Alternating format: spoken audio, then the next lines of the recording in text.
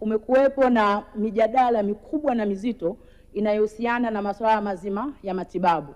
Sasa Mheshimiwa Waziri Mkuu, ningependa kufahamu ni utaratibu gani wa kisera na kisheria unaotumika kwa ajili ya kuwahudumia Watanzania hawa wa pande zote mbili katika ni utaratibu gani wa kisera na kisheria unaotumika kuwahudumia hawa wananchi au Watanzania wa sehemu zote mbili katika masuala mazima ambayo hayapo ndani ya muungano. Mheshimiwa Waziri Mkuu, nakushukuru sana. Mheshimiwa Waziri Mkuu.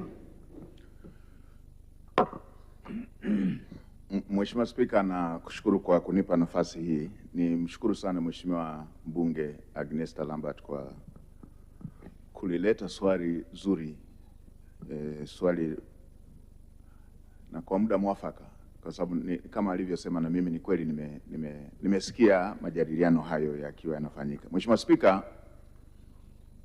ni mnukuu Profesa Kabudi kwamba aina ya muungano wetu si tu muungano wa makaratasi, huu ni muungano wa kindugu. Na Mheshimiwa Spika, waasisi wetu waliunganisha mchanga kama ishara ya muungano, lakini leo hii tunavyoongea, Mheshimiwa Spika,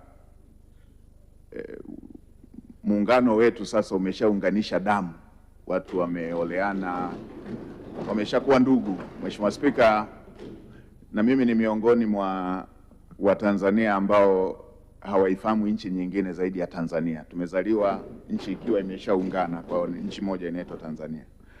Nikirejea kwenye swali la Mheshimiwa mbunge, ni kweli kwa muundo wa muungano wetu tuna mambo yaliyo ya muungano na tuna mambo ya sio ya muungano. Kuhusu masuala ya kisera, kama alivyosema, na kisheria, tuna masuala ya sio ya muungano ambayo kisera tunayafanya kwa mashirikiano, ambapo wizara za kisekta za masuala ya sio ya muungano zinaingia ushirikiano, ama taasisi zinazoendesha masuala hayo yasiyo ya kimuungano kuingia ushirikiano. Mheshimiwa Spika, kwa mfano jambo la matibabu, taasisi zetu za bima NHIF pamoja na ZIF zina mashirikiano ya namna ya kutoa huduma ya matibabu.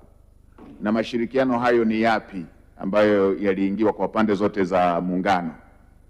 Ni kwamba ukiwa na bima ya afya ya upande mmoja wa muungano, unaruhusiwa kutibiwa kwa kutumia bima hiyo kwa upande mwingine wa muungano.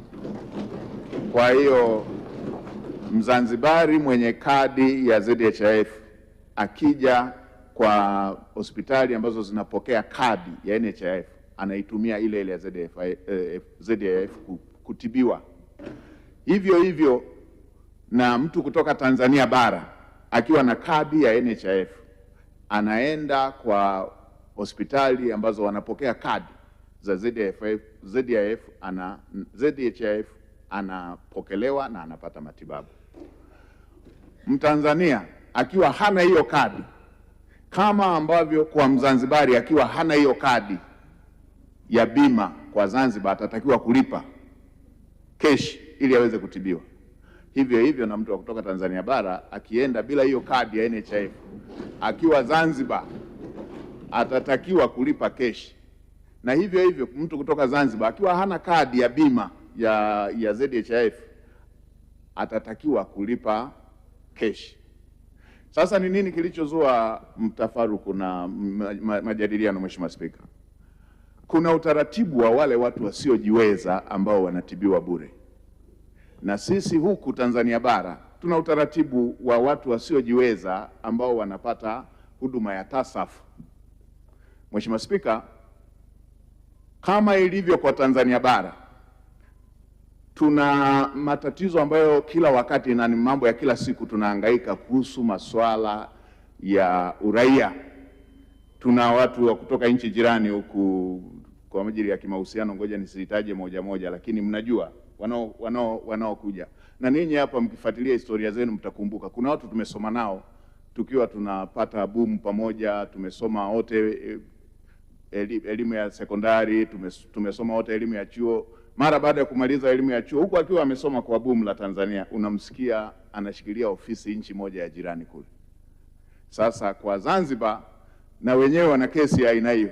Anakuja mtu kutokea visiwa vya wapi huko, nimesema nisitaje majina ya nchi, huko nchi zingine, wala sio Tanzania bara, anatokea kule na anaenda na anafika mpaka pale, anapata kadi ya mkazi kwa forgery, then anapata ile kadi ambayo kwa huku Tanzania bara tungeita ya TASAF, ili apate matibabu hayo bure. Sio Mtanzania, hatokei Tanzania bara, sio Mzanzibari, hana kadi ya Uzanzibari, lakini kwa njia za kinyemela anapata kadi hiyo. Kwa hiyo hili wala si jambo la kutugawa, Mheshimiwa Spika na waheshimiwa wabunge na waheshimiwa Tanzania. Hili ni jambo la kutuunganisha zaidi, ili taasisi zetu za uhamiaji ziendeleze uimara katika